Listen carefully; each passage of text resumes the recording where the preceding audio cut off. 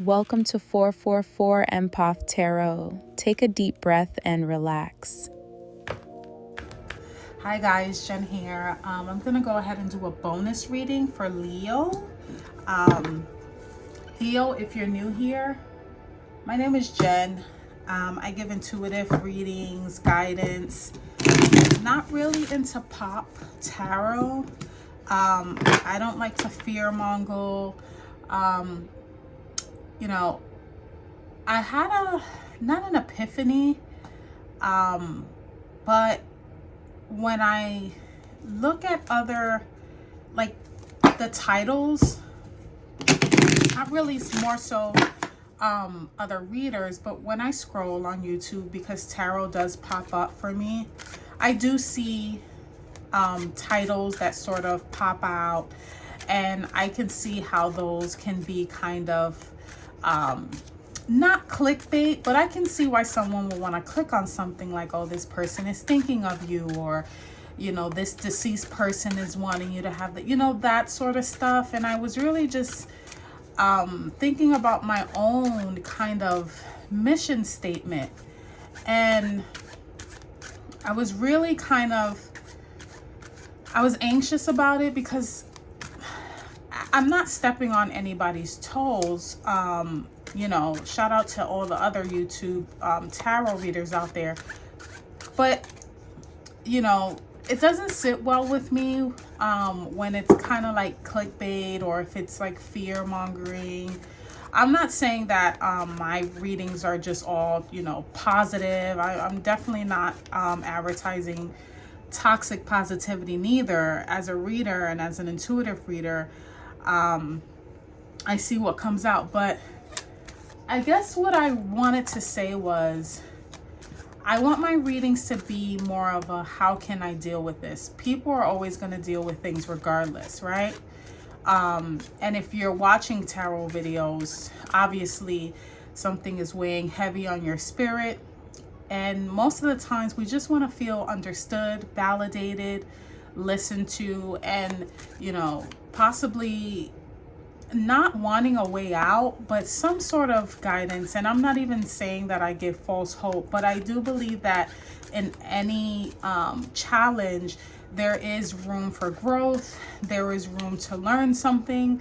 And that's really my mission statement here. And again, I'm not advertising toxic positivity or saying, oh, don't worry, your life is crumbling, but look, things will be. That's not my message neither. But I guess it needs to come from a place of love, right? And divine. And even when I was kind of having a tug of war with my spirituality, and I'm not religious, but I do have a foundation that I was born with, and I grew up with. Even with that, there's tarot videos that say tarot is evil, and for some reason, Leo, I don't even know why I'm inclined to share this, and maybe I should share this with the other signs, but it's not tarot itself that's evil. And I had to come to terms with this too. The gift is not this. The gift is the individual. And I think what happens with that, when people feel like, oh, tarot is evil or whatever, it's not that tarot is. These are just symbols on a cardboard card. It's the people that make it. And not evil, I'm not even going to use that word, but it's the people that kind of misuse it when they send false messages, or messages that really just validate more the problem or the fear, rather than offering a solution. And I think, that's ultimately what tarot is for. It's for guidance. I am not a, what do you call that? I am not a fortune teller.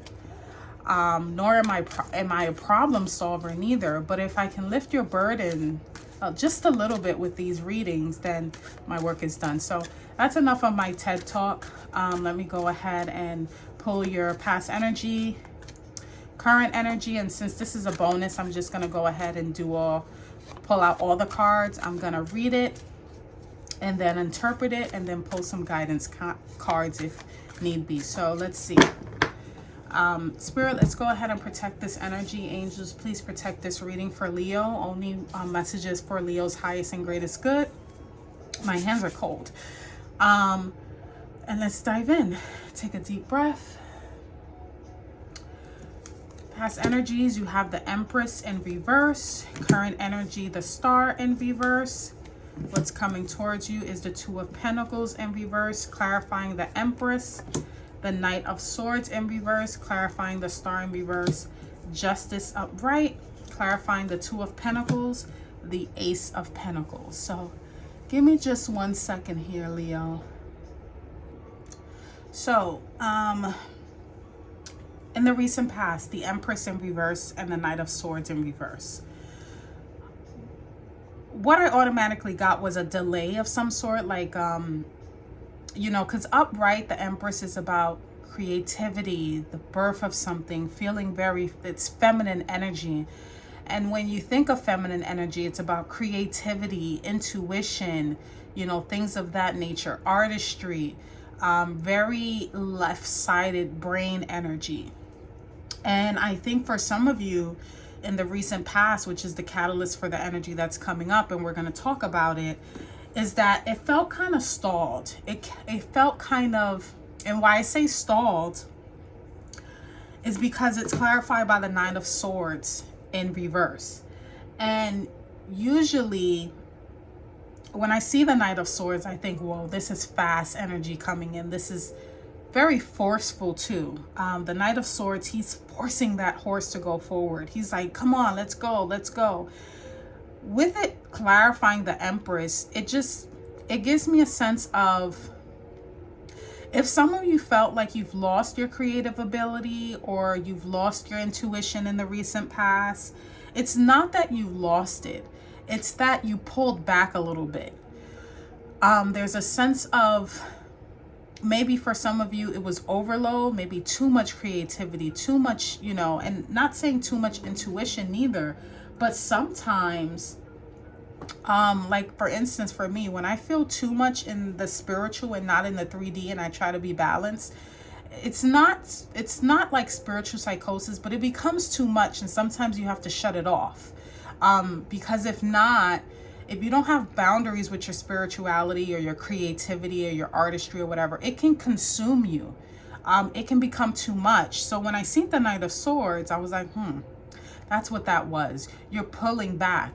You're not forcing it, you know, because like I said, upright, the Knight of Swords, he's forcing that horse. And if you think about a horse being forced to go, they can be tired, they can be weary, they can, you know, and you're pushing it to its limit, it can become too much, you know, even for the rider and the horse. So that's the energy that I got with the Empress in reverse and the Knight of Swords in reverse. It's almost like you've had to pull back so that it doesn't feel so forceful.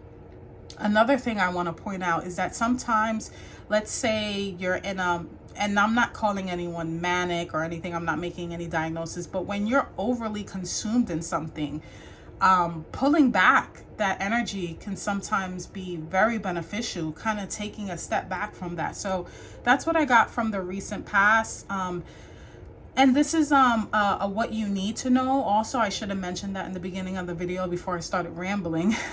It's a what you should know. So when I say recent past, I mean it could have been yesterday, this, you know, last week, very, very recent. And because it's a what you need to know now. Now in the current energy, you got the Star in reverse, and then you got justice upright. And I said, I understand. You know, instantly I felt like, of course Leo is going to feel like, you know, what is going on? I don't feel a sense of hopefulness, because the Star upright, you know, it usually comes after the Tower moment. And what that tells me is that if there was some sort of upheaval or revelation that happened, now is the time for hope and healing and renewing. I don't think, you know, I get the sense that because of what occurred here, maybe that dying down of creativity, intuition, artistry, whatever, it made you feel a little discouraged. You may not feel as hopeful. You may feel like, okay, when are my ships coming in reverse?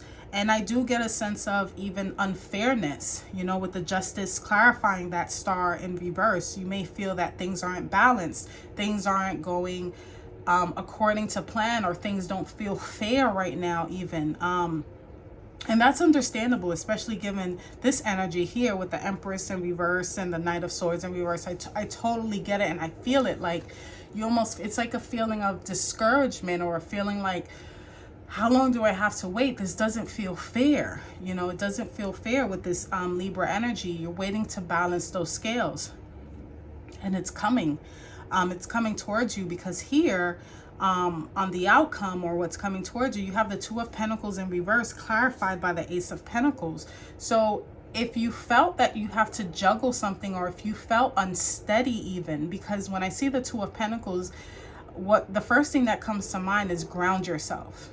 Ground yourself, or you lose your balance. Stay grounded as much as possible, and don't try to juggle too many things at once. In reverse, that lets me know that you've probably put down some plates so that you can focus on one, and that's also clarified by the Ace of Pentacles. So this is very rewarding. I think when you pull back and you try not to take too much, and even be hard on yourself here, that opens the door for other things to come in. When you put one pentacle down, and these are small pentacles, you're rewarded with a big one. So that's definitely the energy that I got from here. And it was so clear from Spirit, and even from my own intuition. I was like, wow, that makes so much sense. How, but the way to get here, and I'm not saying keep up the hope, you know, keep on trucking, Leo.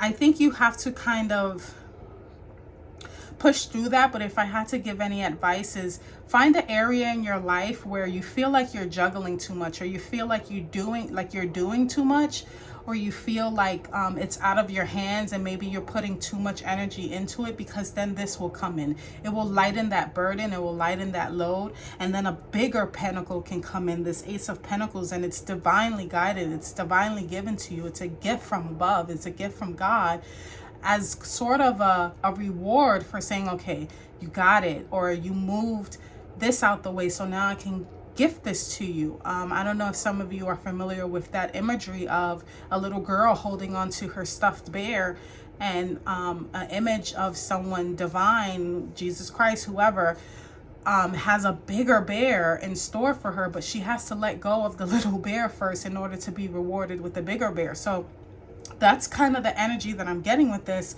It's almost like you're holding on, or it's not forceful, like not that you're trying to force something, but almost like ruminating, almost like, you know, when is my ship's gonna come in? This feels very unfair. And it's not giving, you know, woe is me, because Leo, you're still Leo, you know, you still shine no matter what, but really trying to keep that confidence up while dealing with maybe some feelings of discouragement, or feeling like things are delayed when it comes to your blessings. But I definitely do see that with the current energies, there's an area where you have to either let go and let God, or try not to balance or control too many things that are out of your control, and let down a burden. That's what I'm getting from Spirit. Letting down a burden, or letting go of something. It's almost like you have too many plates, and if you can just let one go, or too many things to juggle, if you could just plant your feet and ground yourself, that's when that intuition and that feeling of groundedness comes back in. So Spirit, let's get some advice for Leo. Oh, Wheel of Fortune. Oh, 10 of Swords in reverse, and 8 of Swords upright. Okay, so let me go ahead and explain this to you. Wheel of Fortune, understand that your time is coming. The wheel is always turning, and it's always gonna turn in your favor when it's time for it. It's, when I think of the Wheel of Fortune, I think of literally a wheel with people's names on it, or blessings, and it happens so like divinely. It's not rushed, but it does turn, and eventually your time is up next. It's almost like, Leo, you're up next. The wheel is turning in your favor. So being optimistic, again, not toxic positivity, but just know that whatever this is, you'll be brought out of it. Whatever this is definitely going to lift that anxiety too. Another thing to keep in mind, if this reading resonates, it's definitely something that keeps you up at night. So when you kind of let that burden go, it will also release that sense of anxiety, that sense of keeping you up at night. Right now, I think Spirit wants you to be still, with the Eight of Swords being clarified as your advice. Kind of not going within, but having kind of like blind faith, because if she rips that blindfold off, she's not in deep waters like she thinks she is. It's almost like mind games, almost. It's like your mind playing tricks on you. And if she kind of realizes that it's really not that bad around her, and she's not sitting in deep waters, and almost like realizing like, I thought this, I thought this environment was worse than I thought, and it's really not. I'm surrounded by swords, but I can go around them. This is not saying to take the blindfold off, meaning it's not saying to invalidate what you're feeling, but also to remember that things will be okay, and having that blind faith as well, if that makes any sense, with the Eight of Swords as an advice. It's not saying to, Leo, just look around you. You have everything going for yourself. No, it's not invalidating anything that you're feeling. What it is validating is that knowing and having the inner knowing that even though it may not look, or you may not be able to see what's going on behind the scenes, having faith that the divine is orchestrating things in your favor, if that makes sense. So that's what I have for you, Leo. If any of these messages make any type of sense, leave me a comment, like, subscribe. And if you're like, Jen, I don't know what you're talking about, that's not me, watch another placement, sun, moon, rising, Venus placement, and that can maybe tie in the pieces for you. But until next time, Leo, take care.